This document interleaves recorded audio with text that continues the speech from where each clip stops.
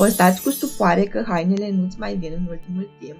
Te-ai urcat pe cântar și te-ai speriat? Este timpul să-ți schimbi alimentația și să faci tipul de mișcare potrivită pentru corpul tău. Pentru asta îți venim în ajutor cu o dietă personalizată și câteva exemple de practici feminine pe care le poți integra în rutina ta zilnică. Este important să respecti mesele principale ale zilei și câteva principii nutriționale. Astfel, micul dejun se ia dimineața între orele 7 și 9 și constă într-o masă lipidică, din grăsimi sănătoase, uleiuri, unt, avocado, semințe de floarea soarelui. Acestea din urmă conțin și vitamina E pentru fertilitate.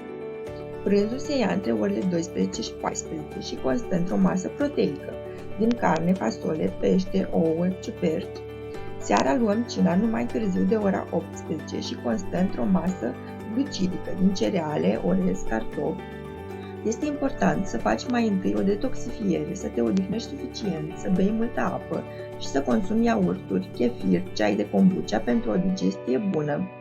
Acestea sunt recomandate și pentru a reface flora intestinală.